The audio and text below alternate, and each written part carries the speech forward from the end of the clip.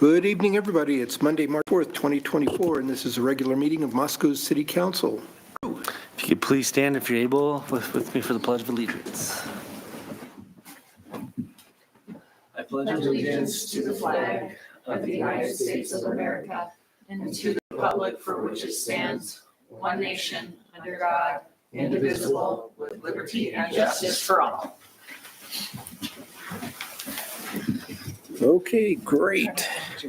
First up is the consent agenda, and this agenda consists of items that have been previously considered by the Public Works and Finance Committee or Administrative Committee, and consist of items routine and/or non-controversial, and any item can be pulled for separate consideration by any member of the council. Your Honor, I move we approve the consent agenda as presented. Second. Moved and seconded. Okay. Bryce. Aye. Julia. Aye. Gina. Aye. Sandra. Aye. Drew. Aye. And Haley. Aye.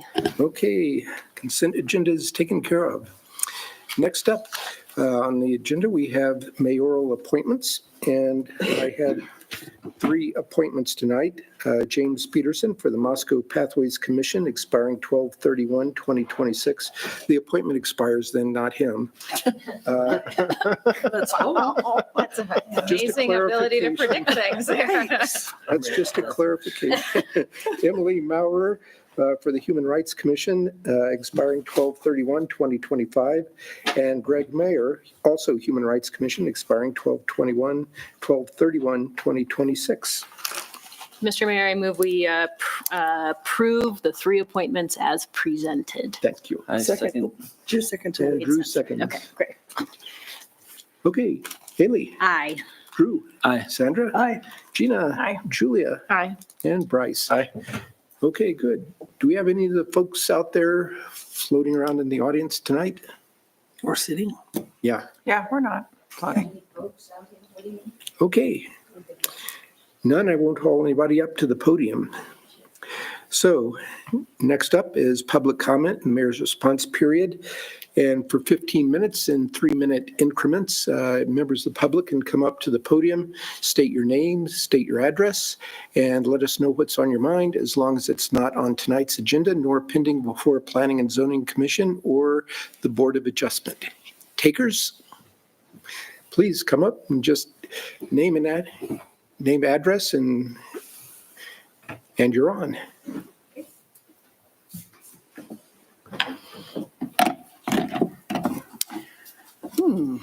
I'm short. My name is Miriam Kent, and I live at 2280 Old Pullman Road, number 51 in Moscow. There's 3 things I want to address briefly each, not in any order of importance. I've been thinking of doing this for about 6 months. Okay, the free speech wall at the farmers market, which sometimes was called the nonprofit wall, blah, blah. Okay. I inquired last summer, and I thought I was going to have to go to the farmers market board about about us not getting any publicity or being included in any of the flyers, or we're never acknowledged that we exist at all. And I heard that it was this council, I was told by someone, a staff there, that this council was the one that decided that they were going to low key the nonprofit, the free speech wall, and not really talk about it. I don't know if that's true or not, but what I would like is to go back to calling it a free speech wall, maybe have a portable sign, and acknowledge us as an important thing that makes our farmers market unique. There's startups, there's people that would do dancing and skating and new schools. It's a good thing. It's not like, anyway, I think you all know that it's good. And I think that it makes our market unique, and maybe other markets might follow suit, and I think that would be a good thing. My second thing is about Inland North Waste and the recycling center. I believe that our government, the U.S. government, should support the Postal Service, which serves all Americans. Sorry, I'm not looking at all you guys. And in the same thinking, I feel like our city council at Moscow, Idaho, should support more the Inland North Waste and the recycling center and sustainability projects. And yeah, I'm involved with them for Earth Day and things like that. So I've been at a couple of meetings, and that's how I feel about that. And do you all know what Trex is? Yeah, Okay. plastics recycling. Yeah, they use thin plastic. Okay. It's not the only company that makes it. I just found out. It's like Kleenex. You know, we all call tissues Kleenex, which is actually other companies too, which is good in a way. Okay, it's a passion of mine. I made a Trexer trash board trying to educate people. I don't know why, but I'm passionate about plastic. Anyway, facts around town about Trex. I was talked to the Moscow Charter School just this morning, and they no longer are taking Trex. They took I had a whole garbage can and it got wet and I dried it. They did take it today, but they're not taking it. They said the Trex company no longer offers incentives for schools, like they got benches and this and that. So they're going to concentrate on recycling and other things.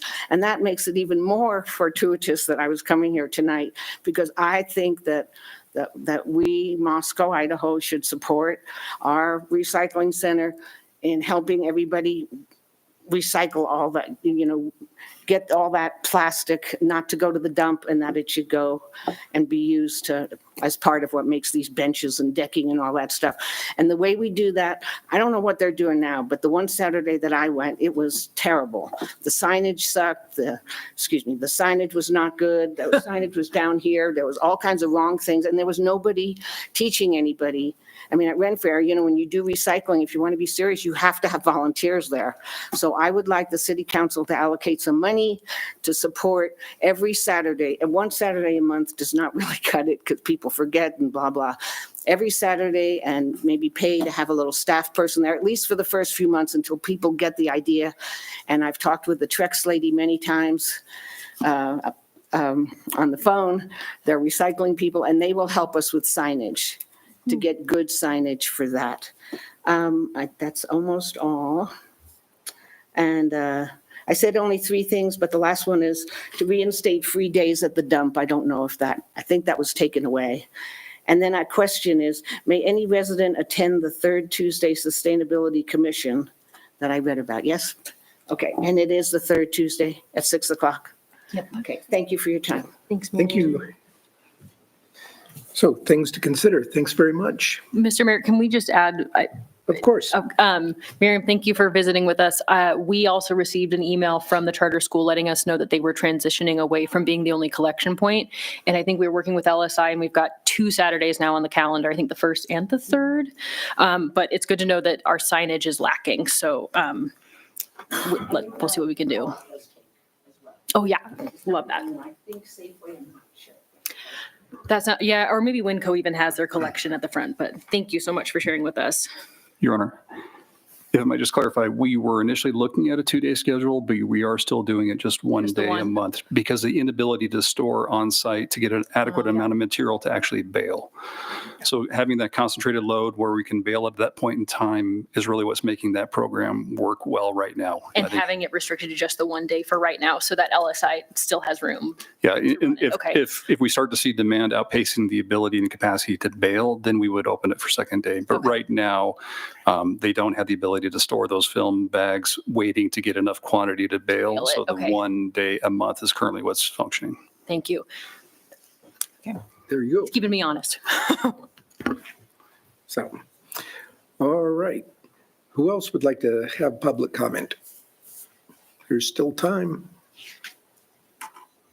Okay, hearing none. Next up is staff recognition time. Tyler.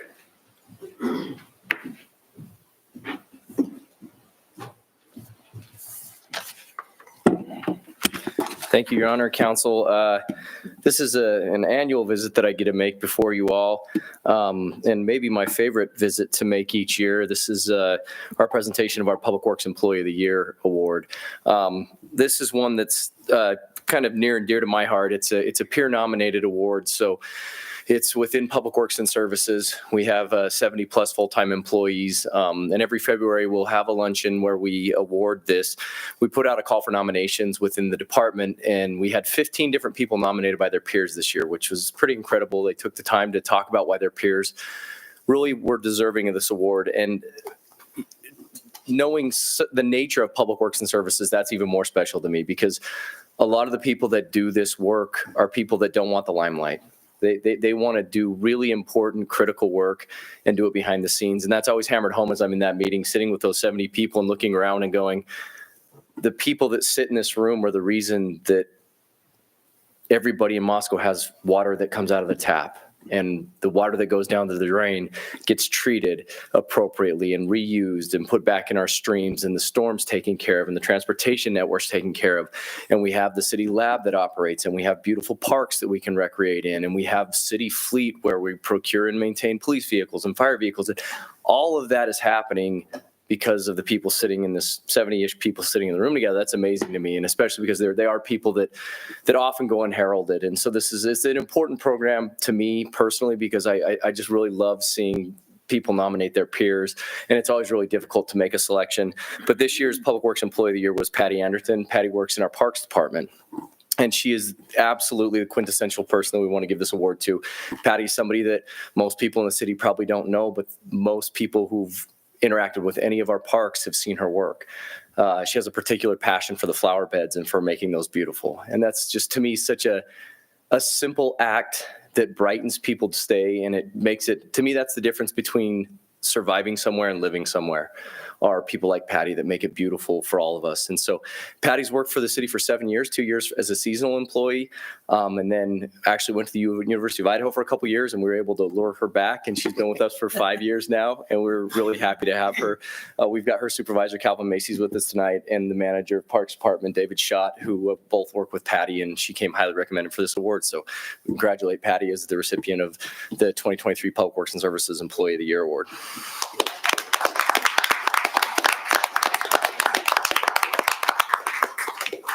So come on up and receive.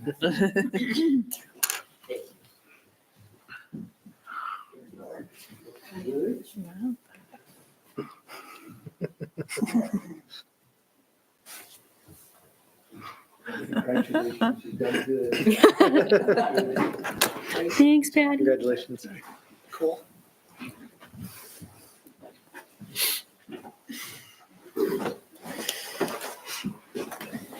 Tyler's right. This is one of the fun things we get to do here in city council time, is present awards for the very deserving members of the staff we have. I really enjoy that.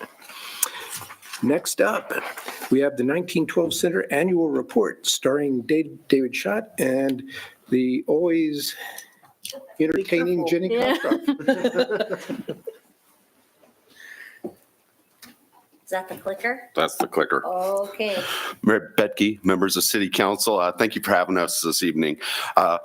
It's my honor to welcome back Jenny Kostroff, Executive Director of Heart of the Arts. Jenny's been running the day-to-day operations of the 1912 Center since 2007 as the sole full-time employee. Jenny loves old buildings and has always been attracted to spaces with character and history. Of course, the 1912 Center certainly fits that bill. So with that, I'd be happy to turn it over to Jenny for her annual report. Woohoo! Welcome, Jenny. It's report time, everybody. I am back at the podium to tell you all the things about the 1912 Center, but I decided that it's been a little while since we talked about the history of the 1912 Center, and there might be some people that we need to bring along with the story of how this building came to be our community center. So we will be going through the process, but fast, because I know there are also those of you that know the story by heart, like me, and could recite it without any tricks or quizzes or anything. So let's just go ahead and tell you all about it. So the building itself, I don't know what the conversion is to today's dollars, but it cost us $65,000 as a community to build in 1911. That was when the bond was passed. And the building was open to the public in January of 1913, which is why we use that date for our historic classroom, as 1913 is when the building was first operated for school. We have the school years. So it was the high school from 1913 to 1939. This picture was taken on the third floor of the building at the big proscenium arch with the beautiful Glee Club presented there, the Moscow High School Glee Club. They had Glee Club good for them. And then we get into the school was built across the street where it is currently today for high school because it was growing. We were growing. And so it became the junior high school from 1940 to 1959. Now, if you look at all of these beautiful schoolgirls' skirts, they are all in the same line because they made those dresses in school. And that's why they're perfect. So they all look the same. It's very exciting. And there's people here in town who have no people in those pictures. So that's really fun. Then it moved into the high school annex from the 60s to 79. So when the school was built out on Mountain View for the junior high to take over, we had this lovely building available to have high school classes also come across the street again, because again, the school was growing. So we had that. And then when the two annex pieces were built coming off of the current high school, the district administrative offices took over. And so a lot of current teachers even were hired in the 1912 Center for their jobs, which is very cool. Then here's the big purchase. That's when the city of Moscow comes in. There was this building. What should we do with it? We had citizen support. Janet LeCompte contributed $2 million, and the city signed the agreement to purchase the building for $150,000. And it became the city's fun building to work with, which was very fun. Renovations were supposed to be done in phases. We weren't allowed to do it all at once because that would be such a huge chunk of money, and we needed to bring the community along and sort of build it as we needed it. That was the plan. And no taxpayer money was to be used in the actual renovation of the building, which is also important. So the city worked on the first phases. So phase one was the great room and the front plaza, because if you see in this picture, these folks are sitting where the plaza is now, but it wasn't carved out, which is now the way it is. So the plaza was added, the kitchen, the elevator, all the way to the third floor, bathrooms, safety upgrades, those were done in 2001. And then phase two added Friendship Hall and the senior center, which we now call the Welcome Room, and those were done in 2002. And then the city said, you know what? We'd like a partner, a nice little nonprofit. So we invented one, Heart of the Arts, Inc., which is why we have the same name as the moniker for the city. Go figure. Linda Paul was creative. So the Heart of the Arts, Inc. was founded in 2002. And as a part of that, they applied to the city to be the manager of the 1912 Center. And then once they got that job, they went, okay, now we need an executive director. And that's when they turned around and hired me. And I started in February of 2007. So I think I'm at 17 years. Is that right? Something like that. And we started operations of the building in May of 2007. So we were tasked with finish the renovation. So here's our current board of directors. We have a lot of new folks on our board right now. Stacy Sproul is our new president, but our past president is sitting in the audience right now. Denise Thompson, who is amazing. So she's back there. Daryl Faircloth is our vice president, Marie Duncan treasurer, and Kate McKettich is our secretary. And then we have a lovely list of directors: Galen Clyde, Elise Lease, Cole Mees, Sherry Mosley, Amanda Nelson, Nicole Pope, Wendy Taylor, and Lynn Youngblood. And honestly, that group of folks is really across the spectrum in terms of other interests in town, which makes it really fun. We've got everybody from the manager of our golf course up at U of I to Elise works at the chamber. Galen is involved with FFA and the vets. She takes care of the bears over in Pullman. That's so cool. I was like, that's awesome. So we have really great folks on our board right now, and they are getting all fired up to do some fun new things. But I will jump back into our story.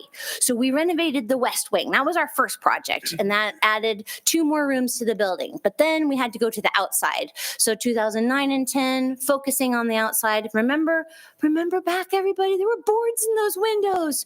I need you to remember, because sometimes we forget, and we need to remember that we've come a long way.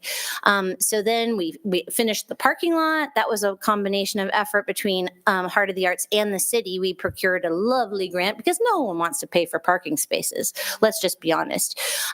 Windows and brick repair. We did this was the East End, and this was in 2014. Then 2015 and 16, we finished the south side because you never paint your house on the front first. You always do it last because then you'll still be motivated to do it because everyone sees it from the street, but they don't see it from the back. So you have to do the back first or the sides. The sides are just, know who looks at the sides of a house. So anyhow, we did that last. Also, my theory on that was that the windows would have the best R value because you don't want all the sun destroying your nice interiors. Then we did the roof in partnership with the city. The city paid for the metal roof and we paid for the skylights and all the little side roofs over all of the cupola entrance points. And that was a great partnership in 2018. And then, I'm in the construction site. Yeah. Those masks, they worked really well for several purposes during that construction. That was very good. Dust and COVID. So 2020 to 2022, we worked on the second floor. So now I'm going to give you a tour of the second floor spaces because these are things you should come use and enjoy. I always want you to come use the 1912 Center. And I'll tell you, our high school kids have definitely found the 1912 Center and they come to, this is now the book room, and they come hang out there every lunchtime. I'm learning all of their names. Okay, so we have our spaces, the Lecomte Auditorium, and this is featuring a lovely picture with the Auditorium Chamber Music Series for the Rug Concert, which happens every January, and it's completely free, and young people can actually talk to the artists that produce beautiful classical music and learn about that, and it's always a fun performance. Then the reception gallery. This is featuring a lovely setup for a 60-person dinner, which was delightful and sunshiny and bright in there. Then we have the Chinlu Green Dragon game room. This room is set up for a MFA thesis defense because you can do different things in the game room. It doesn't have to just be games, but Monday through Friday, 9 to 4, you can play Rummikub, Scrabble, Mahjong, Bridge, Pinochle, and Bingo in that space. And it's free and you should come check it out. So that's in the game room space. Then we have the living room, which is a lovely space for a baby shower or a dinner with friends or a book club. You never know who might be renting that space. Our board does retreats in there. Our book room, this is an early picture. We have a whole lot more books in there now. And that's our partnership with Friends of the Library, which helps support all of the fantastic programming that happens at the library.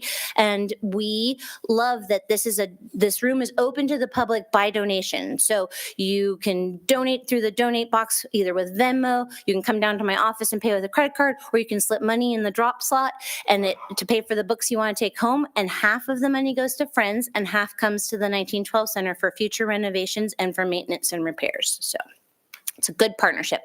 Then we have the Barr Family Historic Classroom featured here.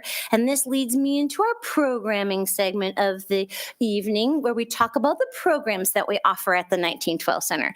So here you see pictured my own daughter, Annie Sheneman, and if you go to the Bad Bee food truck next to John's Alley, you'll see Kaylee Smith there. And Kaylee Smith is also one of our fantastic 1913 teachers. They have the yardstick there. They've used it. They've smacked a few desks, not on kids, no kids smacking, but the desks just a little bit, just enough to kind of, set the tone. But they are actually having a class tomorrow coming to this historic classroom. So I'll be introducing the era to the kids. So we talk about what was happening in 1912 and 13. And then they go through their school day where they experience a day in the life of a 1913 kid in fourth grade. And so they get arithmetic, they learn calisthenics. None of them know what that word is. So we teach them and they say the pledge from 1913 and they're shocked because there's pieces missing and they don't understand where that goes. And so we teach them that. The flag is missing 2 stars. They have to figure that out. That's always fun. So they go through the entire day. They learn Roman numerals. They love the Roman numerals. And then they march for their PE. They do marching drills, which is always good to have kids learn how to march.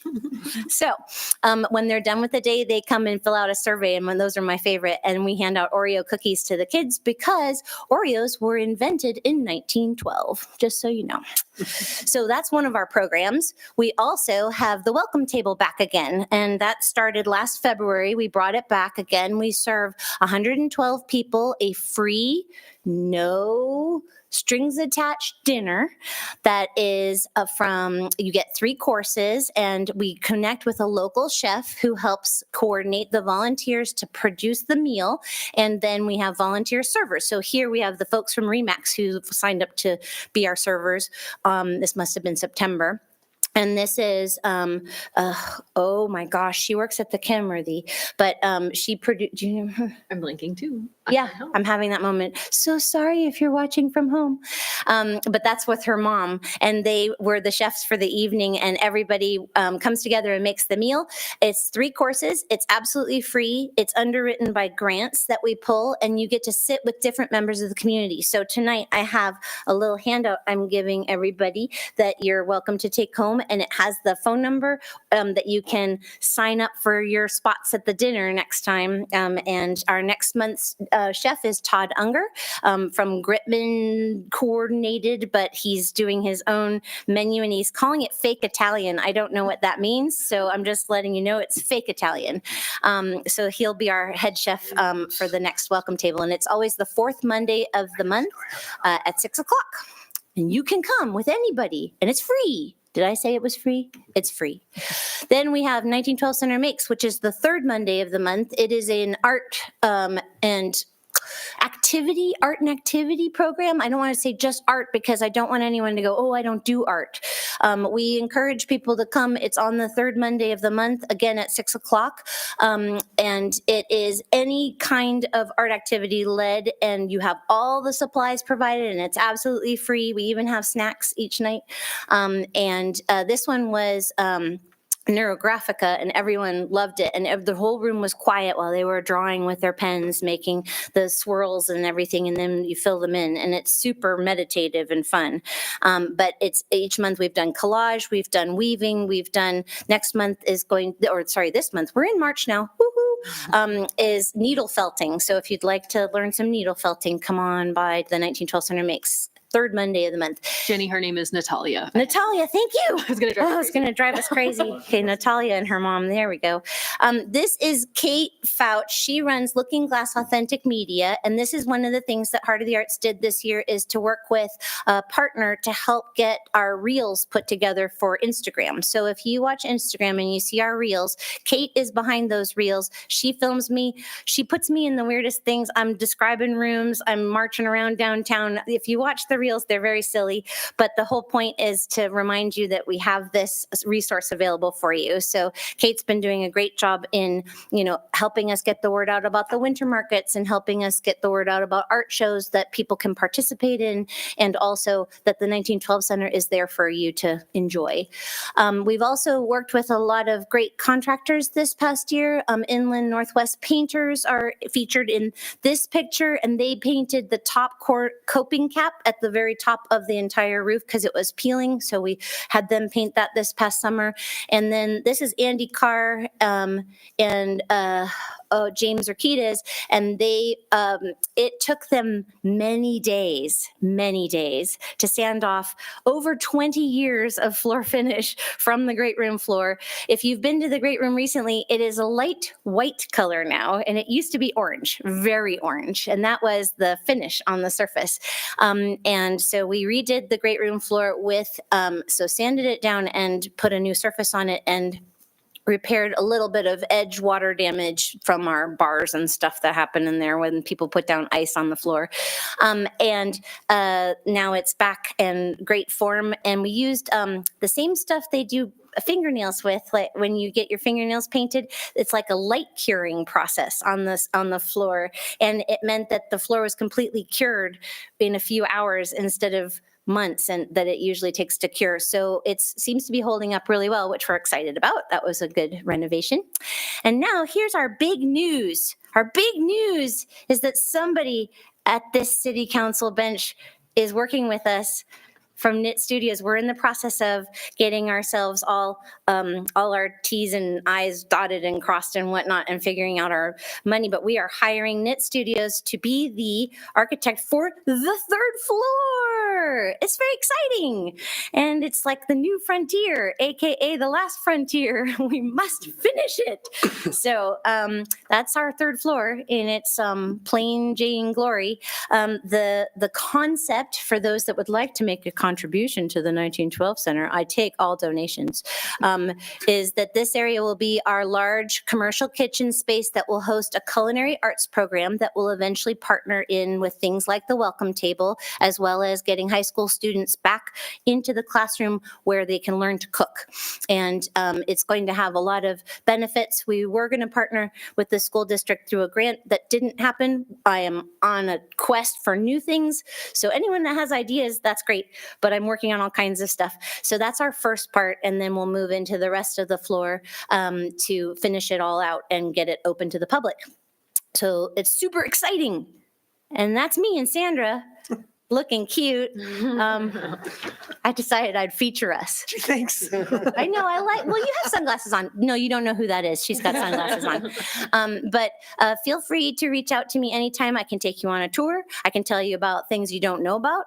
And as a part of this, I think it's important for you to know that my daughter decided I should have a Jenny doll of my own. So for Christmas, I got a Jenny doll. And at the bottom, it says 1912 Center sold separately. So even though you see me there a lot, my kid even makes fun of me with my Christmas presents. It's so good. Yeah. And then as another fun thing, that I will pass along if anyone would like to look at this. We had our photo taken, and this is all past board members and employees that were able to make it at this exact moment to take this picture in the windows of the 1912 Center. So it's super fun. So I'll pass that for you to enjoy. And now I'm open for questions because I'm happy to answer them. Right. Yeah. Thank you, Jenny, for a lively presentation. That was delightful. I've got 2 questions for you. Okay. First, what is an ideal time frame, or what is the time frame for maybe that 3rd floor renovation? Like, if starting today till when? Ideally, so with our original partnership that we were working on with the school district, our goal was to start construction in August. And of course, bringing that to council, showing you when we have plans and moving that forward. But now we think we're probably putting a pin in January of next year, but it's hard to tell. Sure. Money moves everything. With us, we're all cash basis. So we don't enter into a construction project unless we have cash in hand.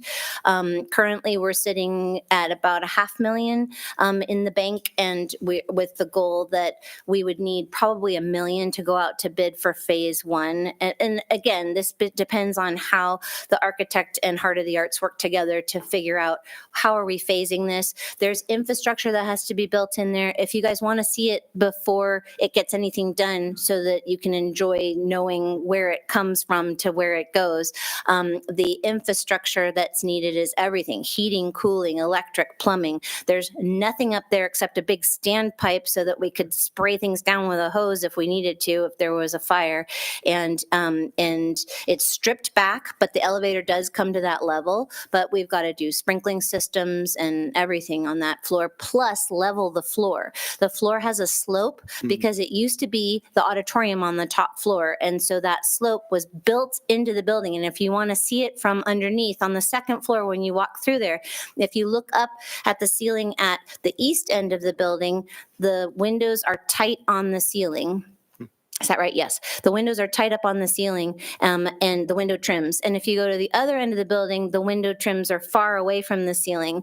The top floor was built and constructed to have that slope. Like if you walk into the Kenworthy and it's got that sloped floor going down to the stage, because you had your seating staggered so that your people in the back could see over the heads of the folks in front of them. It was all set up with desks though, instead of chairs. So it was always a school space, but they used it for all the assemblies. Yeah. And then one quick one. I appreciate your response there, and lots of work to do, but excited to see it come about. We're going to keep moving it along. Yeah, good. And then my other question, a little bit just out of sheer curiosity, where's the furthest that kids have traveled for that immersive experience? We've had a homeschooler group come from Coeur d'Alene to come down to the historic classroom. It's the Pen and Primer program. And it was great. The homeschoolers were so stoked. They wore little outfits and everything. They were looked up what was happening in 1912, and I thought that was adorable. But we give them a costume to wear. They wear a sailor collar because that was the trendy thing to wear in 1913. Women and men both wore sailor collars. And so we decided that was the costume because they could just put it on and be a kid in 1913. And it helps them remember because they're like, what's this thing around my neck? It's like, yeah, you're a kid in 1913. Don't forget. Thank you very much. Yeah. Drew. Julie had her hand first.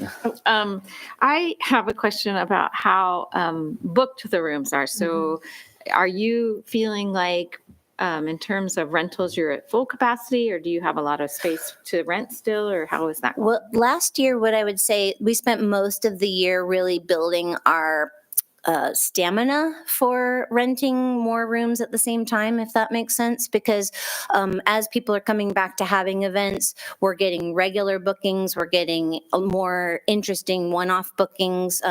For example, on Saturday, we had a 4-year-old's birthday party, a 60-year-old's birthday party, and a 90-year-old's birthday party at the same time. And that was super cool because when I started renting the building, I just had the great room to rent to people. And so it was one event. And you had the event and you were done. And so now we have all these events staggered all over the building. What we're trying to do is sort of be careful in our, I want to say not careful, thoughtful in our bookings so that people have a good experience. We don't want to water down the experience for individuals if like someone's stomping over your head because they're having a clogging event above the event you're having. That's not good rentals. And that's not going to help people go, you know, I love that 1912 center. They're going to be like, that's terrible. So like karate, for example, gets bounced around the building when we've got welcome table on a Monday night. Karate also has practice on a Monday night. Usually they'll use a bigger room. The reception gallery and the great room are their preferred spaces, but they get to go back into the Lecomte auditorium because when they stomp and do stuff there, they're not over the heads of the individuals coming to dinner. So we're careful in that. So sometimes there's rooms that aren't booked, but it's for a reason because we're making sure that we're looking out for those that have signed up to rent first. But that said, we do have capacity to grow. We definitely can have more events happening simultaneously, but I do tell everybody what's happening at the building at the same time as their event so that they're aware of that for parking concerns, or if they're worried about quiet. Yoga groups are concerned about quiet, so they want to make sure they're booking when there aren't other activities. And so we do have some times that are just lighter than others. Summers tend to be really light for us midweek because all of our weeknight events happen during the school year when people would go to lectures and talks and readings and things. So it tends to be quieter in the summer for that. But we'll get reunion groups that are gathering instead on the weekends and lots of last minute bookings when it rains too much and weddings come inside. So we've had now 3 times that we've had 2 weddings at the same time. And that's really crazy to me because I didn't even think that we would be doing duplicates of the same kind of thing, but it's fun. It's very fun. Thank you. Yeah. Speaking from a parent, our 4th grader came and did the Pen and Primer. Pen and Primer? Yeah, Primer. And just his responses when he came, he loved it. But he did say, I really do love McDonald Elementary School after it. And so, but I think the learning that's occurring there is super valuable. And then lastly, I'll say, I think the building had a personality be your personality. So it's very welcoming and excitable. So thanks, Jenny, for the great presentation. Yeah, well, some kids really enjoy being back in time because they like the simplicity of some of it. And some kids are like, oh, I can't stand it.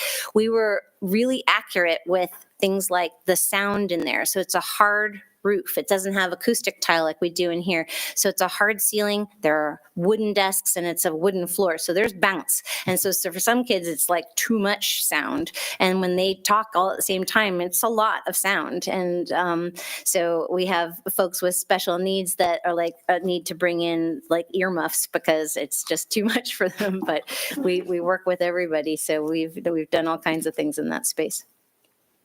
Haley? Julia had one of my questions, which was,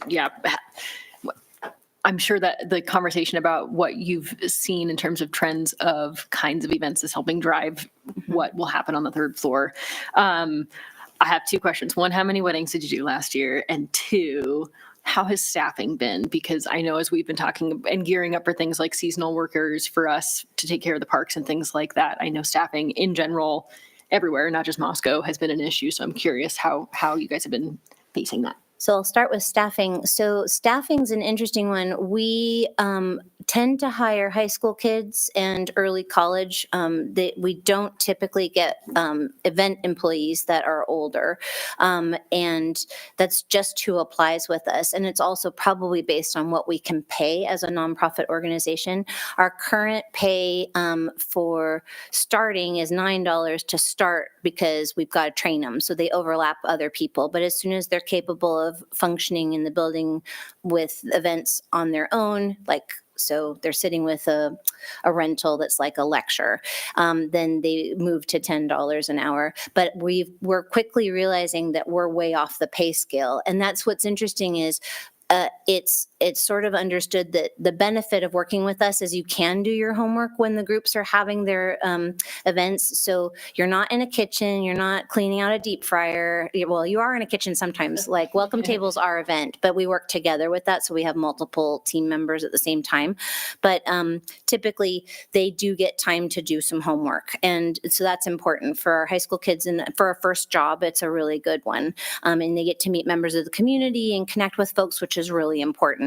But we're finding that we're missing a middle block of staffing, which is sort of the help for me and on that level. And we've had a few people in that position, but we really need to sort of turn it into another full-time job. It's just tricky to do it because, again, you're talking volume of events. Like you have more events, you have to have more event staff to help cover that because, initially like one kid per one simple event is fine. Two for a more complicated event, but then you've got multiple floors running all at the same time. So you have to staff it with sometimes 3 or 4 during the turnovers in particular. But so that's been a challenge for us, but also there's sort of word of mouth that happens from the high school. And I think it's Leanne Erickson that's feeding us most of our employees because they are students who really like getting into the community. And so they want to meet groups in the community, which is an added benefit of working at the 1912 Center because you meet everybody. Everybody rents there. I mean, so are you able to keep them for a couple of years or are you? Yeah, basing usually training? it's a couple years. I will say I'm at year 17 and I was like, wow, I looked through our employee past file because we've got, when people call up and say, hey, did this person ever work for you? I'm like, yeah, it's thick. It's got a lot of people in there that have worked at one point or another at the 1912 Center. So we're almost at a point where we can have a party of our own, bring everybody back and say, remember when you worked there? Let's have a party. Those tables are still as heavy as they were. Yeah. And then your first part of your question. How many weddings do you know? Weddings. So what's interesting about us and what I like about us is that weddings actually aren't our big renter. We get more birthday parties, reunions, memorials. We try to help people gather for life milestones beyond the wedding.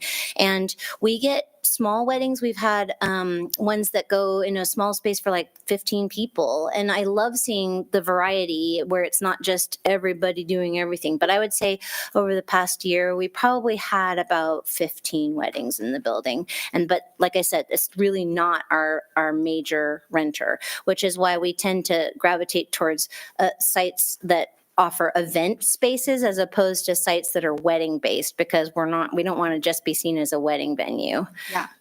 And then my last remark is thank you for hosting the winter market. That is like my social highlight when we don't have the farmer's market. Yeah. Is there, and I'm curious as we're coming out of COVID, I mean, is there capacity or interest in expanding? How often? So what's interesting, people sometimes will say, oh, this market's so great, you should go out to the fairgrounds. And I say, okay, let me educate you. Why we have this at the 1912 Center is we want you to walk around in here. We want you to be comfortable, and you can shop, but not buy anything if you don't want to, but to walk around in all the rooms, because people are somehow a little like hesitant to walk into a building they've never been into before. And it's like, it's your building. I can't stress that enough. I'm the steward, but it's your building, and you should come use it. You should come go shop in the book room. You should look at the art in the hallway gallery. You should come use a bathroom. I don't want to out him, but we have a postal service guy who visits us every day, and I love seeing him every day. And he's visiting us for very obvious reasons, because you don't have a toilet in your truck. So he comes and visits us, and I've gotten to know him, and he's awesome. And I love that he comes and uses our bathroom, which I just think is great. So it's for everybody, and that's what the winter market's all about. So for growth, the third floor will allow us to do even more and have more vendors at the same time. And we want people to be able to, the synergy of having a lot of different vendors together, they talk to each other too. And then they invent new products and all kinds of stuff. It's very exciting. So it's a really great program. Love that. Yeah. And I have these to hand out to you guys. So, woo! So as always, Jenny, thank you. We are both educated and entertained. Yes. Thanks, You ma'am. already have this stuff, but I'm giving you some anyway. Thank you. Thanks, So- Miss Jenny. You're welcome. For you, Thank you, Jenny. for you, and I'll take that too. For you. For Thanks. you, just in case anyone asks what's going on at the 1912 Center. Does anybody want some? Okay.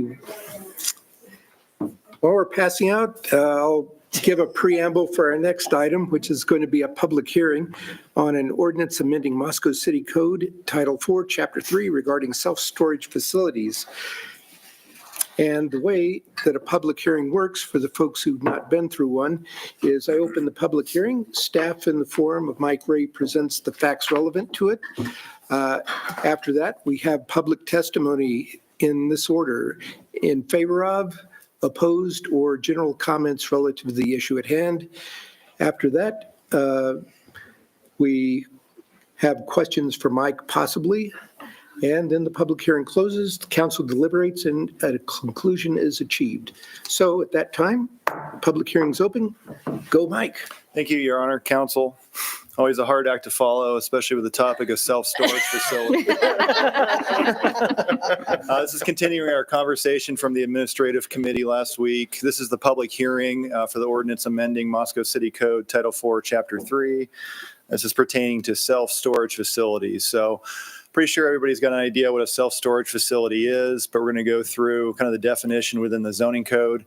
Establishments primarily engaged in renting or leasing space for self-storage. These establishments provide secure space, an example, rooms, compartments, lockers, containers, or outdoor space where clients can store and retrieve their goods. Currently permitted only in the motor business and industrial zones by right, and then a conditional use permit within ag, forest, and farm ranch. Those two zones we have really limited within the city. Those are primarily area city impact zones. So this gives you an idea of current development within the city as far as self-storage facilities. This is development on Rodeo Drive. You can see Jefferson Street there to the east. Actually, 80-90% of our self-storage facilities are actually adjacent to residential uses within the city. View of that facility from the street, typically single-story, metal-clad buildings with individual storage spaces within each building. So the city continues to allow and encourage a range of different housing types to be developed within the city, some of which are constructed on smaller lots which have limited storage space. In order to accommodate developments that allow for more efficient, innovative housing types, it's going to be increasingly imperative that adequate number of storage options are available in the city. With the current limited areas within the city which could accommodate self-storage facilities, it becomes a challenge. Self-storage facilities are tend to be good neighbors, so they're low impact uses with minimal traffic or parking requirements. Also limited hours of operation and no water and sewer demand. So I didn't mention this at the administrative committee, but the commission, Planning and Zoning Commission working on this ordinance did review other ordinances from other jurisdictions. Those included Vancouver, Washington, Bonner County, Idaho, Nampa, Pasco County, Florida, Grants Pass, Oregon, a couple of municipalities in Colorado, Ada County down south, and Meridian as well. And just from that conversation with the administrative committee, we did do a little bit of research if we had any data on self-storage facilities. So National Association of Realtors had published information in 2022, which stated about 42% of residents of home size from 1,500 to 3,500 square feet use self-storage. Idaho is actually the highest percentage of the population in the country that uses self-storage. Utah's next. And then downsizing is the main reason Americans rent a storage unit, followed by moving or not enough space in the house. Thank you. Thank you for that information. So the proposed addition here would be to allow self-storage facilities within the R3, R4, RO, and neighborhood business zone. So 2 residential and 2 more commercial, subject to specific use standards within the zoning code. That's that superscript 1 you see next to the P. So as typical, we generally have applicability and purpose statements. So for self-storage facilities are intended to ensure that design and operation of self-storage facilities that are located in certain zoning districts are compatible with the surrounding area and minimize their impacts on adjacent uses. We go into minimum property size. So the commission wanted to dictate a minimum size where you could develop a self-storage facility, and that's ½ acre. We discussed originally, I think we started at 1 acre in size and reduced that to a ½ acre after reviewing a lot of the self-storage facilities within the city. Property setbacks, so really just varies across residential and commercial zones. Commission wanted to set standard setback requirements. So you typically have a 20-foot setback in the front and the street sides, and then the rear and the side yards shall be 10 feet. And that also accommodates a required type A landscape buffer, which is 10 feet in width. Building orientation, so the access doors of individual storage units shall face the interior of the site. So this is to limit the amount of nuisances. If all the doors are opening, all the activities occurring towards the interior of the site, less likelihood of a nuisance occurring. You also have the travel lanes with vehicles, headlights, things like that located at the interior of the site. Building height, so residential zones, you can go all the way up to 35, 40 feet in height. I wanted to limit this to single story within residential zones for self-storage facilities, so that would be 14 feet. At the eaves. This is also consistent with the accessory structure regulations within residential zones. And of course, hours of access, limiting the hours of operation to 7 a.m. to 10 p.m. So limiting those nuisances that could occur with such a facility adjacent to residential. So I mentioned this before, so type A landscape buffer installed and maintained around the perimeter of the entire site. Then interior access, so just defining a 20-foot wide travel lane, and that needs to be paved to prevent some of those nuisances. So it's not explicitly clear that this would qualify as a parking lot, so just making sure it's going to meet our parking lot paving standards, and so that's what we're citing there. Indoor storage. So this is really just stating that storage of personal property within the enclosed individual storage bays of a self-storage facility. And so this is, I think, straight out of state code defining what personal property is. And that's goods, wares, merchandise, motor vehicles, watercrafts, and household items and furnishings are only allowed to be stored inside. And outdoor storage is limited as well, with the exception of RVs and boats. And so the commission had quite a bit of discussion on this topic, but there are caveats to that. So anytime you have RV or boat storage, it has to be located on the interior of the site, should not be visible from any adjacent streets or properties. And then in order to achieve that screening of outdoor storage areas, self-storage facility buildings at the exterior of the site shall include a shed roof design, slopes to the exterior of the site, building walls face the interior, it needs to be 14, sloping down to 10.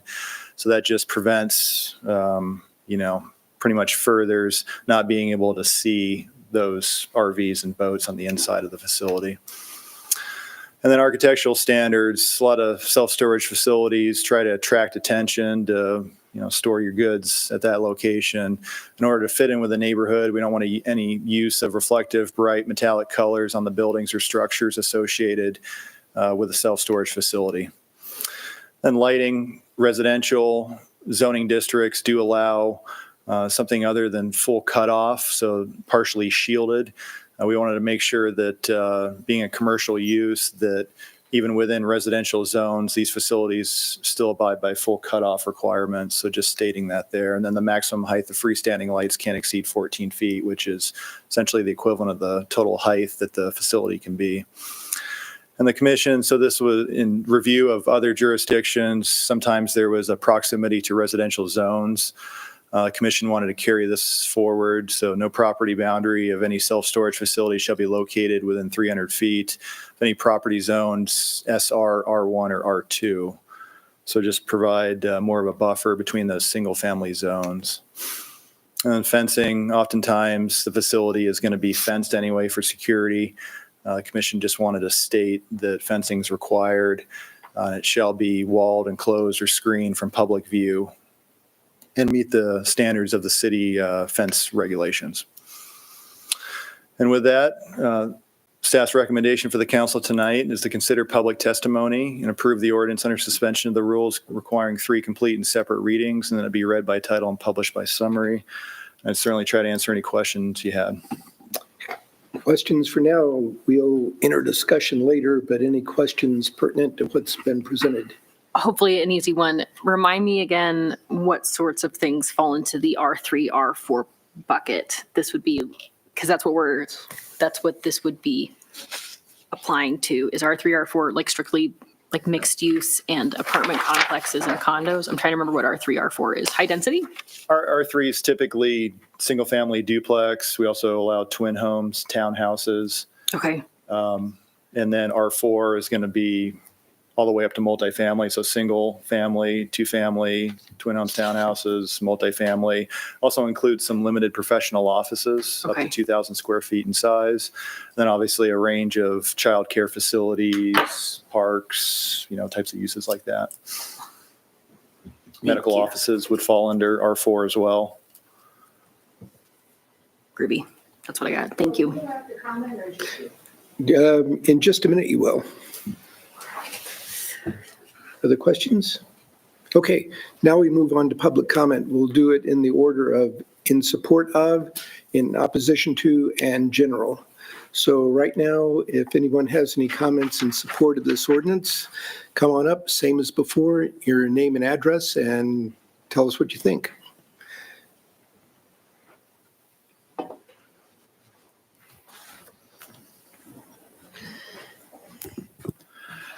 Evan Holmes, 8th and Lynn here in Moscow. Nice to see you all. Thanks for this opportunity. Ignoring the overall premise is this helps with our housing dilemma. I'm in favor of this with a couple of caveats.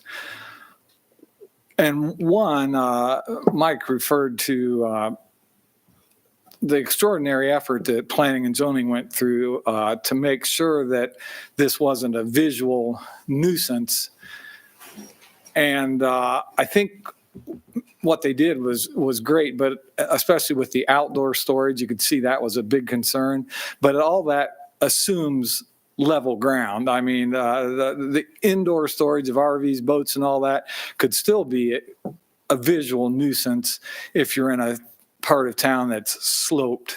And so that may not resolve what they think it'll resolve. So I have that hesitation. The other thing, I believe there is a need for this. And I believe that the way they set the design standards for new undeveloped property would work well, because when you go into undeveloped property, and if you're a neighbor or you're buying or building, you kind of know what's going on. The difficulty I see is something that we don't anticipate, and this happens to us pretty frequently in this town, when you have existing R3, R4 that because of some event, maybe a fire or something like that, gets redeveloped. And so now you're in an existing neighborhood, maybe that's existed for 20 or 30 years. And so the design standards, although they're trying to anticipate all the potential objections that someone might have, they always overlook something. So my recommendation is, especially in existing developed neighborhoods, maybe that have been fully developed, is that this is allowed through conditional use permit process, that it becomes a conditional use in R3 and R4 and not a permitted use. So then there would be a chance for the neighborhood and any affected members of the public to make comments about the proposal, which would come in with more detail. There would be a specific proposal, and then people could look at it and say, yes, this works, this doesn't work. With that, I think the ordinance can meet one of its big objectives, and that's helping people live in smaller spaces, which are cheaper spaces, because of the ability perhaps on site to have part of a project developed with self-storage, or off-site and nearby to have self-storage. And I think it can do that. And I think it can do it better if we drop the requirement for a half acre and even allow smaller places with a creative use of maybe a minimal amount of storage on a R3, R4 lot they're developing, because we do it through the conditional use permit process. So I would like to see the standards in place for, of course, motor business and neighborhood business and all that, and maybe a little less rigid standards and smaller lot sizes allowed in the residential zones, with the fulfillment of a conditional use permit process to complete it. So then, that unturned stone that we didn't think about now would be handled in the future. The only other thing I never like is a rear yard at 10 feet, because on corner configurations and all that, often what we call a rear yard on one property becomes a side yard to another. And depending on the development, a 10-foot buffer may not be enough. It's not a big thing, but it's just me. I don't like rear yards at 10 feet. I think they should be 20. That's the main thing. I'm in favor, and I think it could be tweaked, maybe sent back or not passed on first reading while some of these other possibilities are considered. And thank you. Thanks, Evan. Further testimony in favor?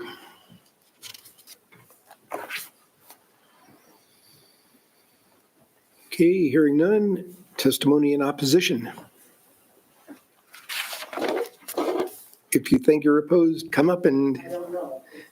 Well, there's also general testimony coming up in a few seconds for people who's not sure whether it's for or against. Okay, now testimony of a general nature. Now it's you.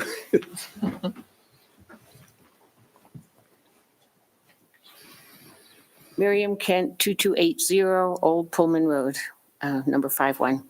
I have a storage unit in Farley's forever, and they are very noisy. It's a metal door because my friend used to live right across the street, and people are there. 10 o'clock at night, that's a little helpful, but when those doors roll up, they're all metal up and down there. And so I was sitting here thinking, maybe since you're considering doing it near where people are living, maybe you could have Speak up this way, please. maybe make the doors out of something better. Something that wasn't so noisy. So I'm not for or against that. Okay, good thought. Thank you. Further testimony of a general nature. Okay, hearing none, the public hearing is closed. And council begins its deliberations towards a conclusion. Who wants to go? Can't see you anymore, Art. No, you lean forward. My big head in the way. I keep looking back and forth. It's kind of, Back up. okay. You ready for me? Oh. Okay, so we heard this in admin committee, and I really hated it. And I didn't understand why we were doing it, but I have spent some time reading it and thinking about it and talking about it. And I think that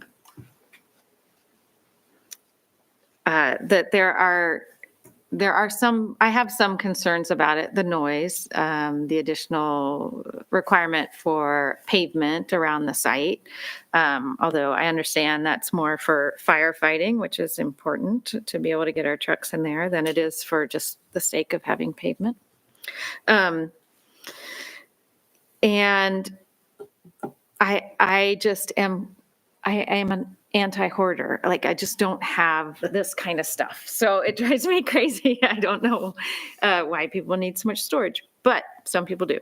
And I think that the best thing about this idea is that it does promote smaller housing units. So say I'm a person that wants to live in a tiny home, but I also like to raft.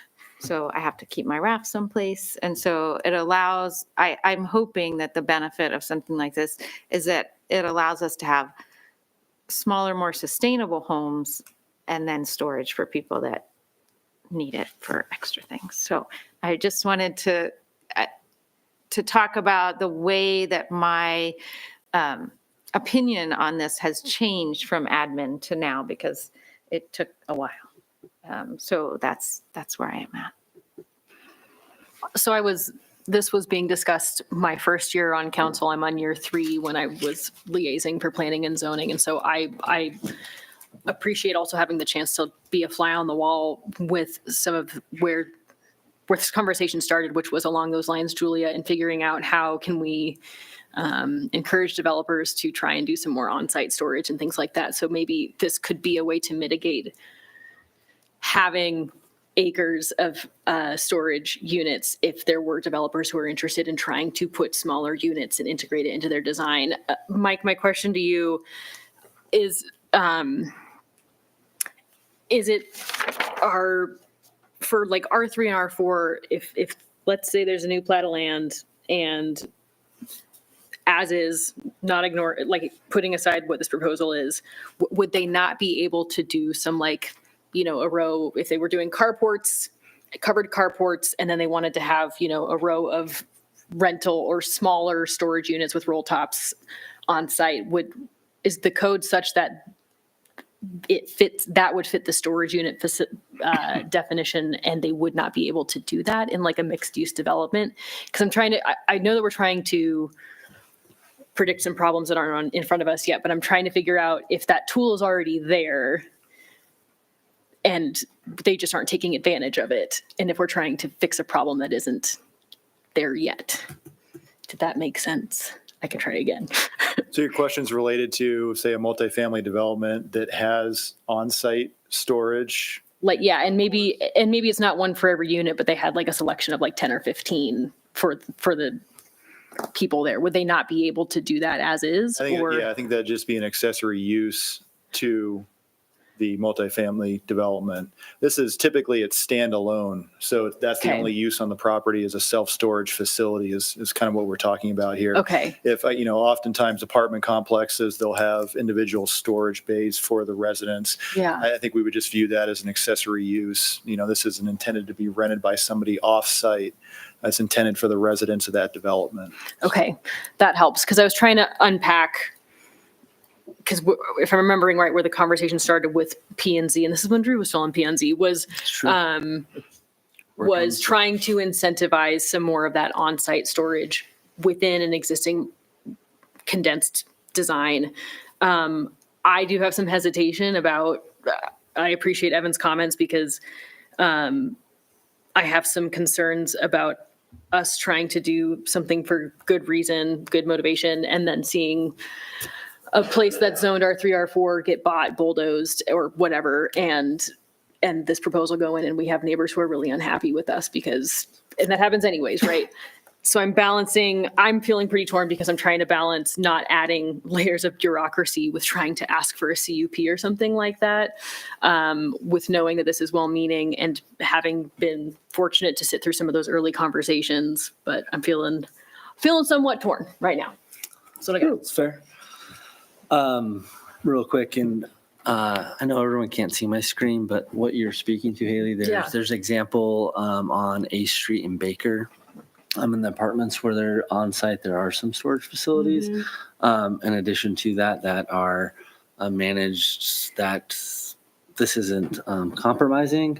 This is giving more ability to do, having more, being, increasing the volume of it, basically. Okay. And so it's not going to, that option's still on the table. Yeah. In this specific example, it couldn't meet the parking requirement there, and it was an awkward piece of land. Oh, okay. And so it was added to that. That's sometimes how that comes about. As Haley mentioned, I was on planning and zoning at the time when this was, and I think Mike can attest that I was probably brought a lot of questions before this to talk about the issues. And I think a couple of things that we need to consider. So it's a half acre right now, right? If we look at the zoning map just in general, we need to be aware that developers are there to make money. I think some want to do good, and often good can come about by that. And I say that as someone that is employed by a lot of developers. And that's not a critique against them. That's just the nature of how it works. If you develop something, you need to make profit in order to pay your bills, right? It's a business. That being said, if you see a piece of land in the city of Moscow, oftentimes it's better, and especially in this case, you only can go one story with it, right? Mm-hmm. And so even if land was demolished or taken place, from a developer's perspective, the land's a lot more valuable to have units on the land, right? As a long-term agreement.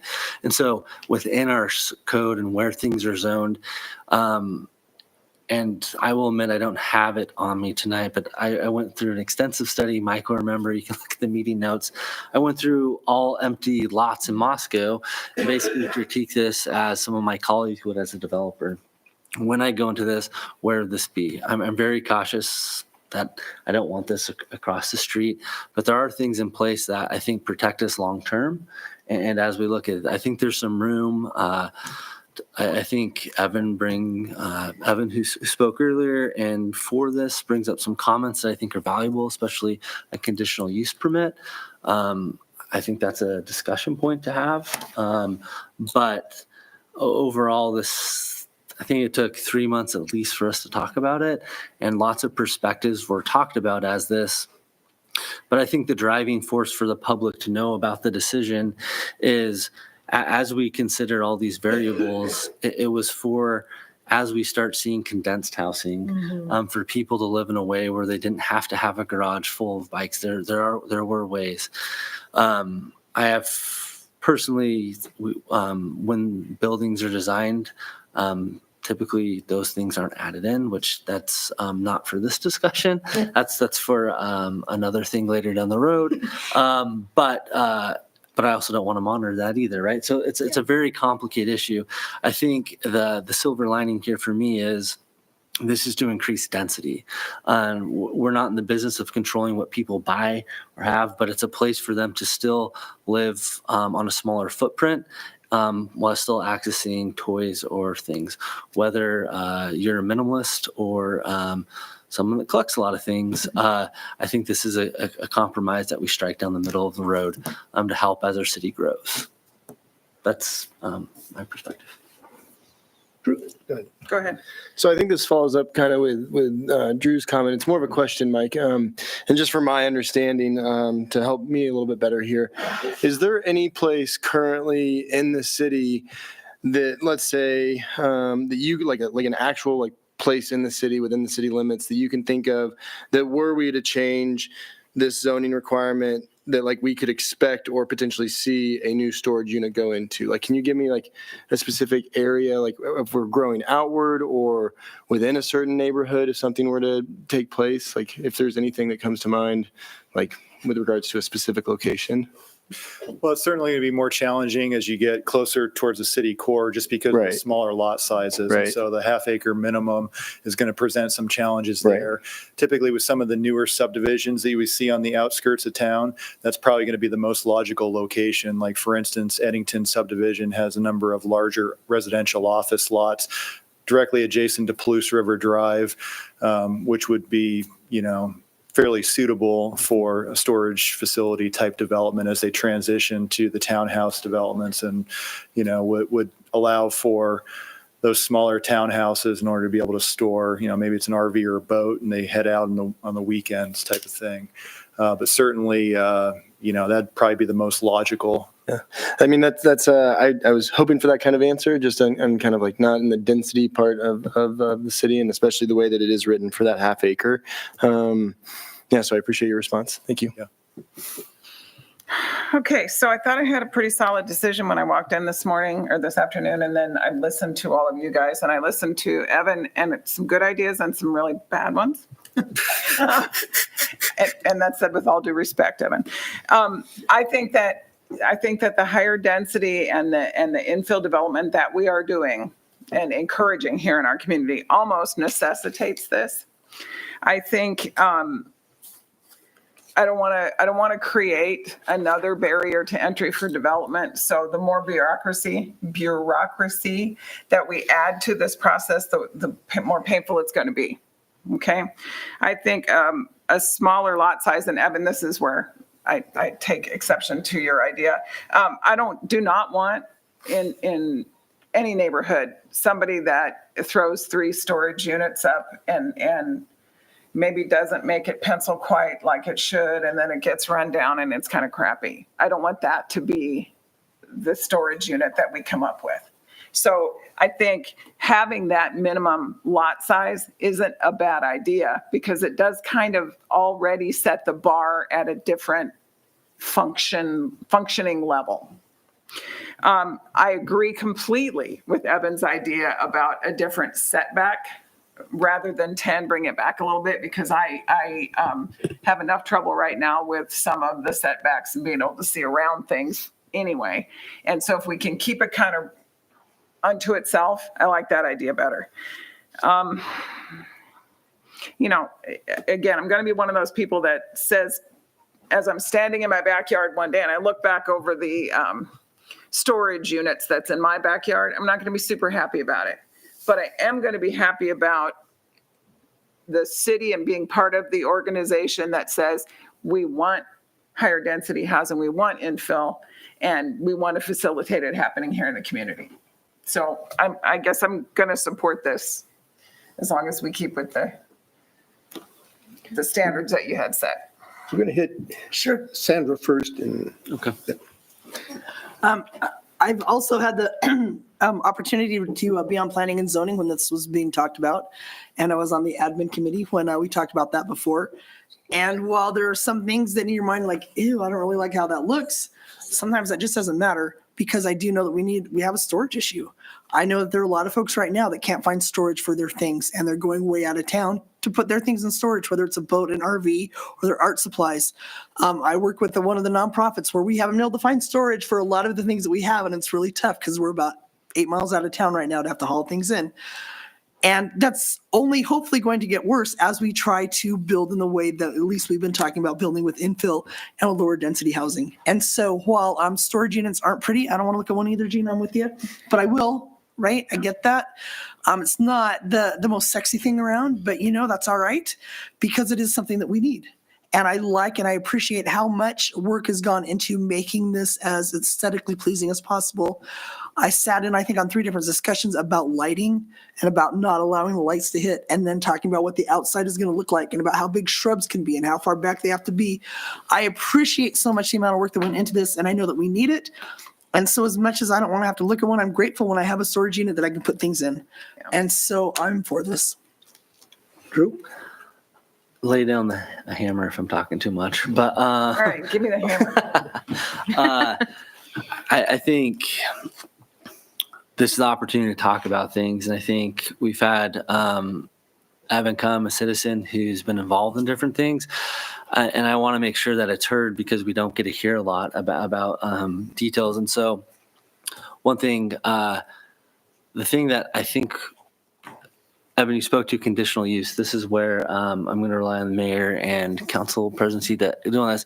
I wonder if we can have a discussion on what that means based on what Evan says, and Mike, maybe you can answer that based on Evan's concern on a conditional use permit. So are you talking like the difference between conditionally permitted and by right?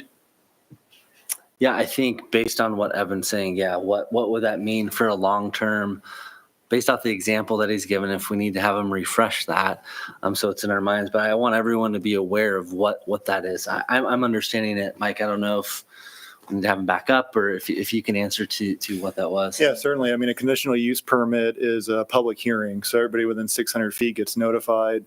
It's sent to the paper as well, and the Board of Adjustment conducts one hearing and makes a decision.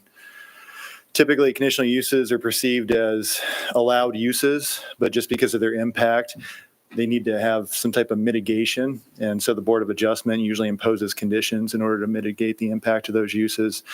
You know, in this circumstance, there was quite a bit of discussion early on between Planning and Zoning Commission about whether to go conditional use permit or the design standards. And so typically, in order to allow for that mitigation in a use by right, you would develop design standards.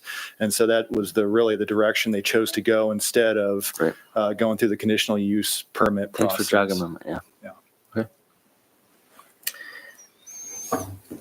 I would like to throw an idea out here, and I don't know if it means it has to be sent back or if we can amend it, but I think I'm ready to make a motion to support this if we can deal with the setbacks differently.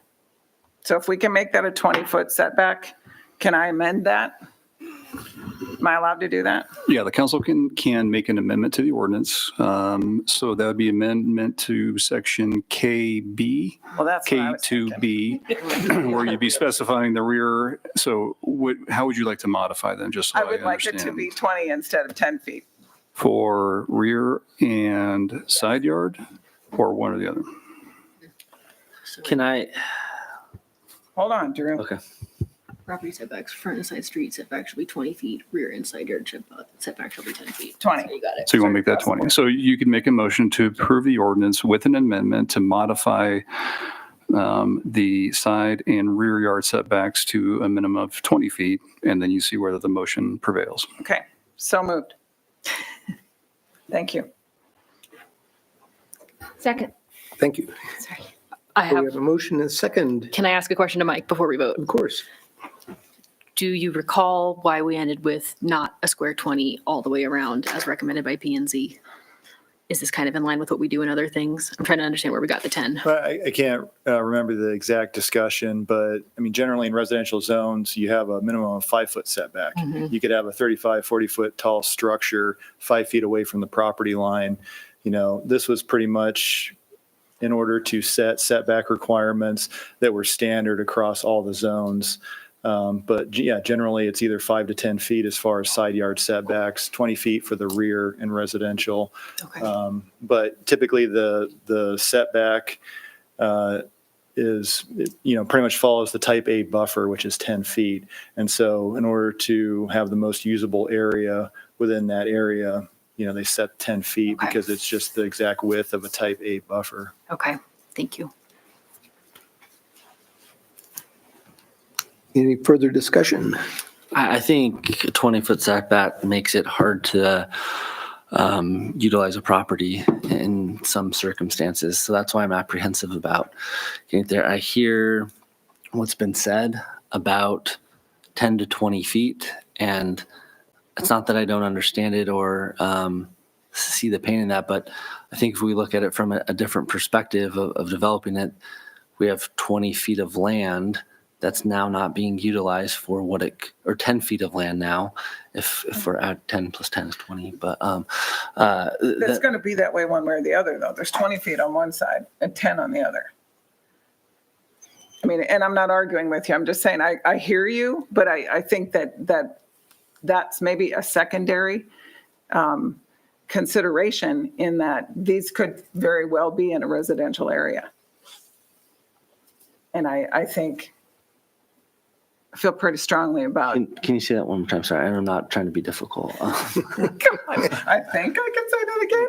I think that right now, for me, my concept of adding the 20 and making it just consistent around the whole thing was because it could very well be in a residential area, traffic, people not being able to see around the corners, that sort of thing. And whether or not right now, or whether or not it's 10 feet and then 20 in other spots, or 20 all around, that's less of a consideration for me. My priority is the aesthetics and or the safety and or the lessening the impact in a residential area.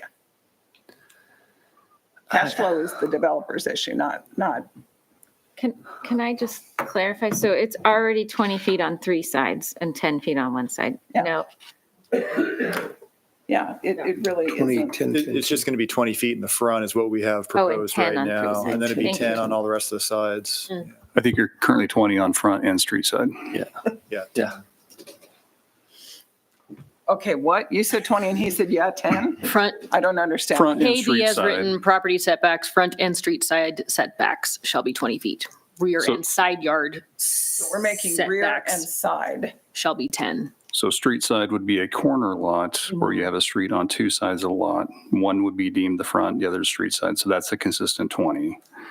Then now you have to deal with, we're saying 20 for the rear. Rear and side, yes. That's the motion as amended. So sorry for those that can't. I'm visual, I If- gotta see this. If this is street, now we're saying there's a 20-foot here, 20-foot here, Okay. and then potentially a 20-foot here. It's just consistently 20 all around. Right. And so Well, I- so you choose wisely as a developer. You don't do a half acre lot. You do, right. And this isn't me speaking for developers. Just to be clear, this is me speaking the best utilization of land. If we're putting this around and we're saying it's a 20-20-20, it's not, I mean, what 20 feet of rock or whatever it is, I don't think that resolves a safety, that doesn't fix a safety concern for me in saying that. it can increase visibility. But it's already doing that on the corners. It's not doing it on the rear. And so that's You where. don't know that though, because, and I think Evan made a good point in that somebody's rear yard is somebody else's side yard. And so I do think that it's going to be site specific, Drew. I think that in that moment that it's a nice big chunk of land, this is in the noise. And then it's a tight one, that's a concern. So help me understand how a rear yard, but if we're going for visibility, I don't know how that is the case. Like, I don't know how that's a safety concern for visibility. Do you mean visibility for safety or aesthetics? Or both? Anything, or Okay. both. So Okay. I think that, again, it's going to be site specific. There are very many areas in Moscow where somebody's rear yard is also an ingress and or egress to somebody else's back or to somebody else's front yard driveway. And I think that containing the impact of a fairly high wall and or barrier like this is important. I try to look really well when I pull out or pull into things, but backing up or anything like that is a little bit, I would think that would be a challenge, safety and visibility wise.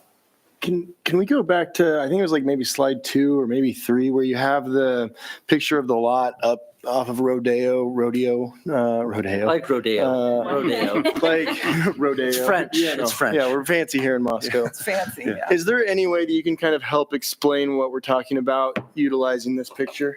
Is this a picture No, apply? it's a- We could use it. That's a great, Is that? Sure, yeah. I Mark mean, it up. The front setback is typically adjacent to the street. So there's a street side. So say this This lot here, you'd have a street side and there'd be a front setback because it's on a corner lot. So that's the difference between a front and street side. So you'd have the front here, these would be sides, and this would be the rear here. So this isn't a motor business zone, so there's no setback requirement on the sides or the rear. Because those are all residential houses there on Jefferson, right? Yeah, to the Okay. east. So there's no But it's zoned setback, differently. it's motor But the business. zoning's different. But there is a Yeah. type A buffer requirement along this east side, which is 10 feet in width. So that's why you see the separation with the plantings there. I don't know if you can, yeah, you can see it. Okay. So that's what, essentially 10 feet between the fence and the building looks like. And then you have a certain number of plantings within that 10-foot area. So looking at 20 feet, I mean, you'd be essentially doubling that Right. area with a certain number of the plantings would remain the same in that area. Something else too that Ms. Miriam mentioned, the noise. If we do not get into the game of dictating materials and that sort of thing, another 10 feet is another 10 feet of noise abatement as well, or lessening. It won't be an abatement. I guess my role now is to play devil's advocate. I'm not trying to be difficult, but you could say that about any garage door in any subdivision, and that's not dictated by any time of night, Agreed. right? Agreed. And so I think the value with it is, if you can't open the door or if it's loud, then I don't think 20 or 10 feet are going to make a difference of that. It's going to be loud. Also, it closes out, and can operate between 7 and 10. Yeah. I think this is a pretty good compromise to get this passed if it was. Well, and we can't always table it if we're not ready. Yeah. I mean, that's another option. Well, we do have a motion and a second floating around out there. And so, It's the motion with the 20 feet though, correct? yes. So maybe we should plumb the will of the council and have the vote and see where we wind up. So, Julia, Aye. Bryce, Aye. Sandra, No. Drew, No. Haley, No, Gina, Mr. Mayor, where do we wind up? 3 and 3. Time. 3 and 3. Oh, great. So, given this motion, I rather like the original, looking at the 10-foot landscape buffer there with the doors facing away from the adjacent residences, so the noise is going to fall off to the west in this picture. And the 10-foot buffer, in my mind, allows for the addition of another strip of uses on a given property instead of giving up 10 feet to the rear, 10 feet to the side, losing 20 feet of space cumulatively on the edge of the lot. So for the current motion, because I like the first one better, the way it was presented, so I'll vote no. Okay. Your Honor, I move we table this issue. So I don't think we're ready. could we explore the tabling issue and what that involves? Because we're tabling it for what reason? We don't seem to have a consensus amongst us. And I think we have more questions, and I think we probably could use some more discussion. So generally, a tabling involves remanding back to somewhere to achieve more study, more information. Is that the only instance that we can table? So tabling effectively kills the matter.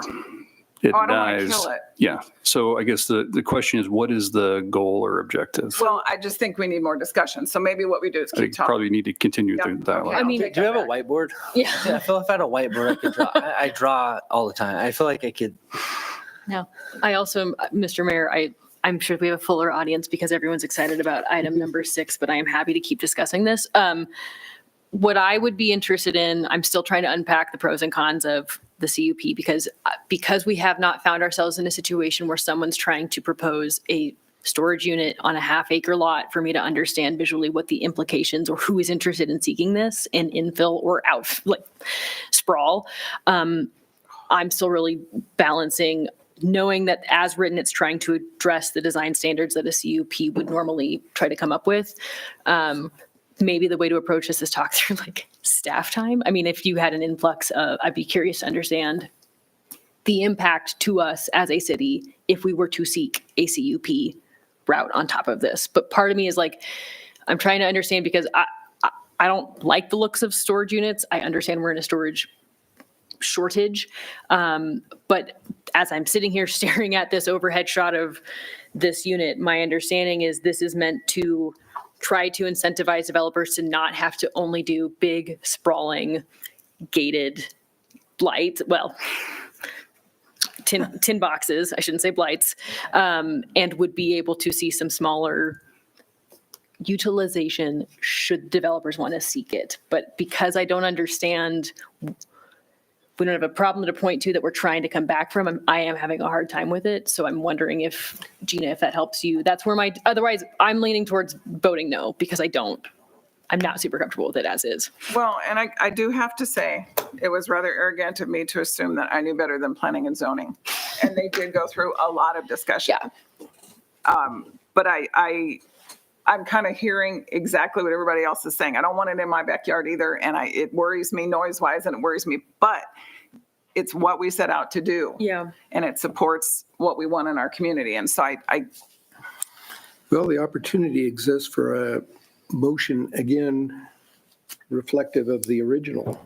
I'll make that motion. I'll second it. Should I read it? Yes, please. I move that we approve the ordinance under suspension of the rules requiring 3 complete and separate readings and be read by title and published by summary. Yeah, I still And Gina second it. seconded. So, okay, this time, Bryce. Aye. Drew. Aye. Gina. Aye. Haley. No. Sandra. Aye. Julia. Aye. Okay, motion passes.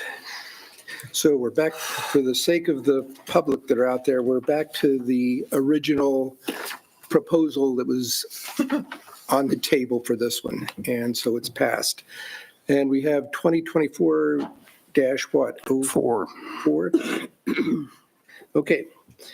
An ordinance of the City of Moscow, Idaho, a municipal corporation of the state of Idaho, providing for the amendment of Moscow City Code Title 4, Chapter 3, Section 3-4, and adding Section 3-5K, providing for the allowance of self-storage facilities in residential zones, providing for the insertion of self-service storage facilities within the specific use standards, providing that the provisions of this ordinance be deemed severable, and providing for this ordinance to be in full force and effect from the date of its passage, approval, and publication according to law. Great. Thanks, Mike. Thanks, Mike. Yeah. So, Like storage units are fun to talk about. Yeah. Who knew? okay, last item on the list tonight is City Council resolution supporting the Latah County Library District. Bill Belknap. Thank you, Your Honor. Just for a little bit of background on this, the cities of Blackfoot, Shelley, Firth, and Aberdeen, and Bingham County recently passed a joint resolution in response to some legislation that had been proposed regarding libraries, the availability of materials to their patrons, and the ability for individuals to file suit against libraries for providing access to certain types of materials. The resolution passed by those cities and Bingham County expressed their confidence in the ability of the Board of Trustees and library directors of the public libraries within Bingham County to exercise their statutory duties to establish policies and practices and providing appropriate access to materials for their patrons. Council leadership requested staff prepare a similar resolution expressing the Moscow City Council support of the Latah County Library District. As you may know, the city does own the building for the branch here in Moscow, and we work cooperatively with Library District for maintenance and operations and renovations.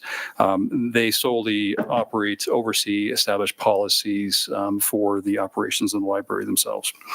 So staff has prepared the draft resolution for the council's consideration, and I'd be happy to answer any questions you might have.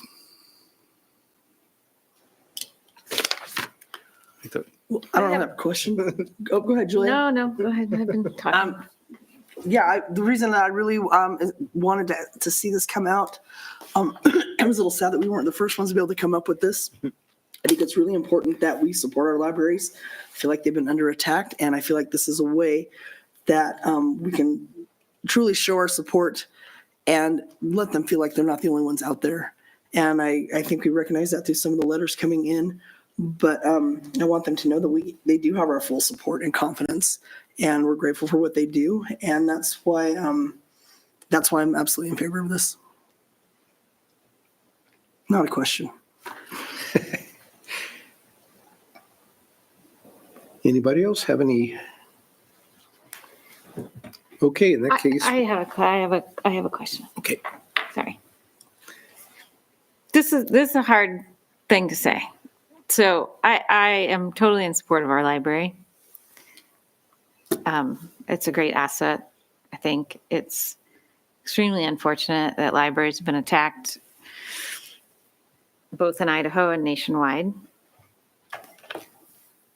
But this is kind of odd for us to do. Like, we don't usually do this. We really on council have stuck to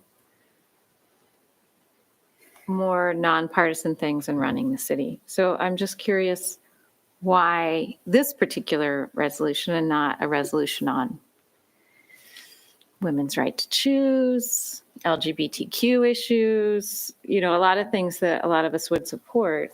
And, why this one? That's my question. Leadership? On my end, the reason why, and it's a great question and valid, because there are a lot of times where I think things come up where like, this is sort of spitting in the wind. It doesn't mean much, right? But this is our home. This is where it comes out. This is where we've had our librarians struggle each and every day, and they've been longing for support I believe, for this. I think they want to know that the city stands with them on this. And I know that we've had things like women's marches. I've helped lead those, organize those. We've had other issues come up where we have pride and help lead those, and those are all great things. But this is something different. This is something that's hitting right at the core of who we are. I feel like our school teachers and our librarians are our heroes out here. And I feel like they're standing alone. And I think this is one of the few times where the city can say, we know just saying this is a resolution doesn't mean a whole lot, but it means we're with you. And I want our town to feel that we are with you. We stand with you and we support you for this. And this is one of the times I do think it's important that we do that.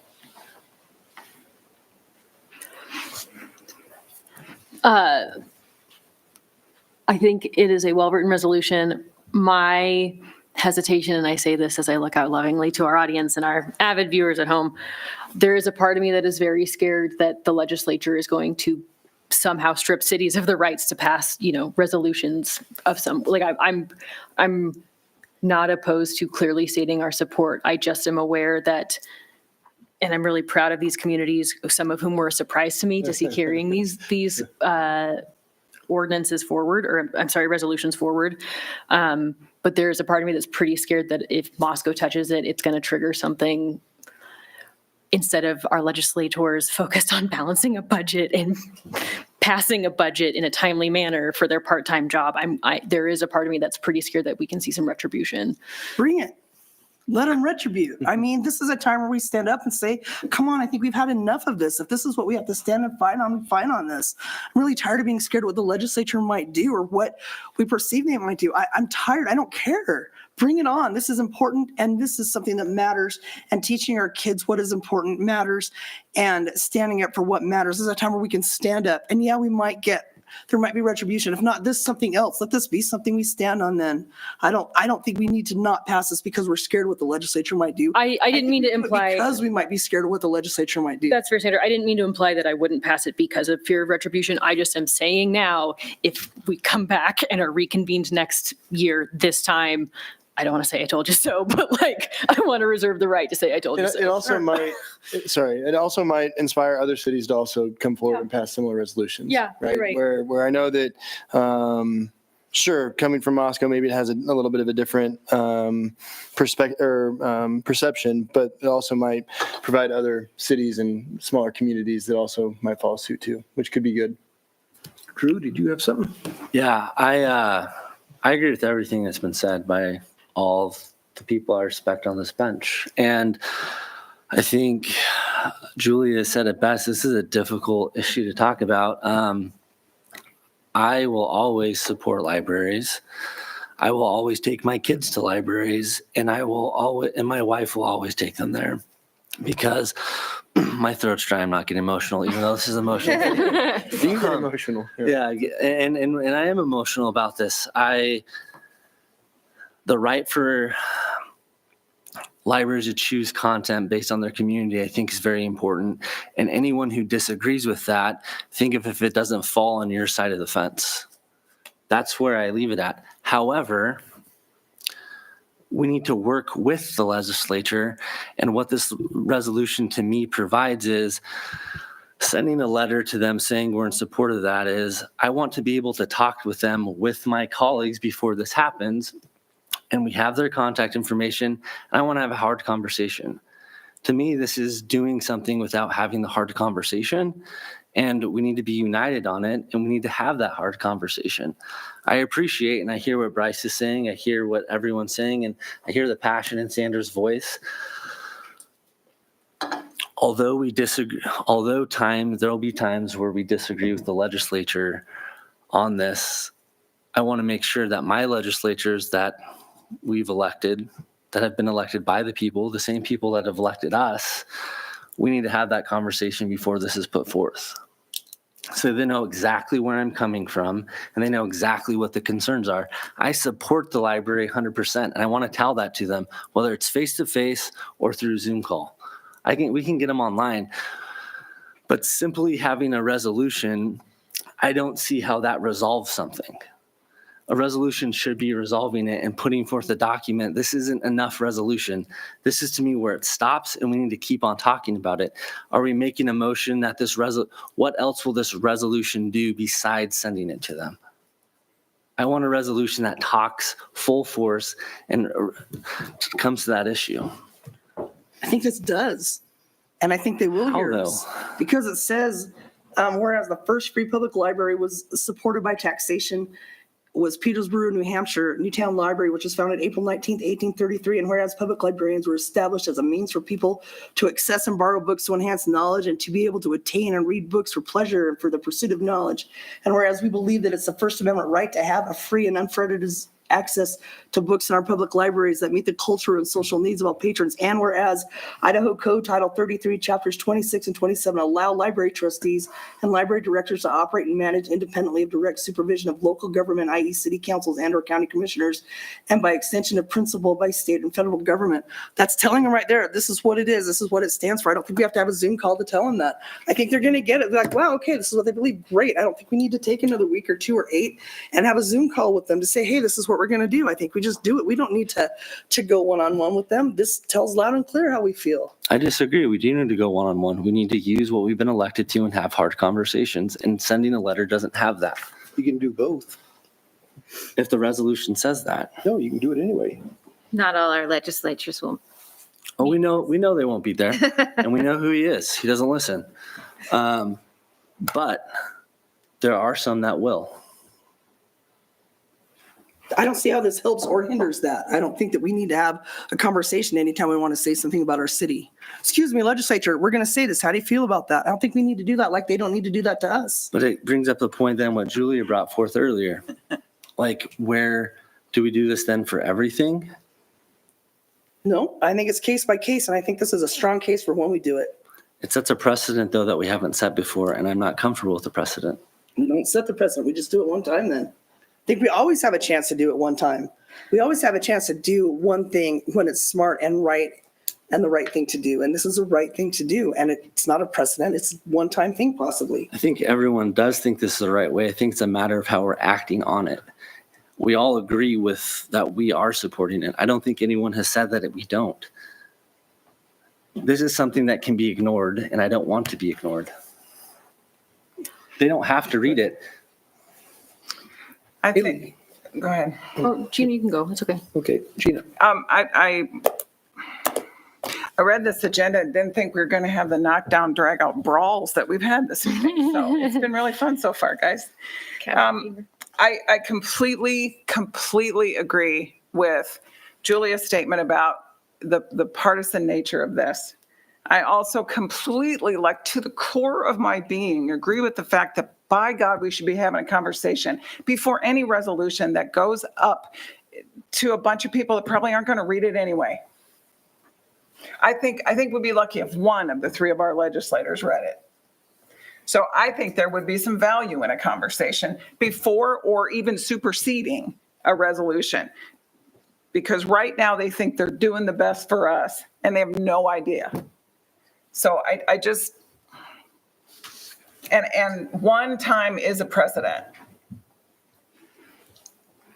I was just going to add, there have been a few bills that have been proposed in Idaho geared towards legislating libraries differently. And the mayor and I have been privy to those conversations through the Association of Idaho Cities conversations. And for what it's worth, the makeup of the Association of Idaho Cities, we are standing united as elected city officials by and large. I mean, everyone was kind of bracing for there to be a really tense conversation about if we need as cities to outright support or oppose these. And it was pretty comforting to know that we all agreed that in this case, the proper role of government is to protect and defend as elected officials the mechanism of libraries, and also protect and defend and clarify our trust in the existing system about library review boards, the experts who define, the literacy revisions. I'm sorry, the book review processes, and also like clarifying that we also value local elections in terms of library board of trustees. So I'm not concerned with the verbiage. I want to be on the right side of history, so to speak. I guess I'm playing back some of the conversation from the AIC legislative meetings, talking pros and cons. But in this case, I'm comfortable making it clear that our libraries are supported.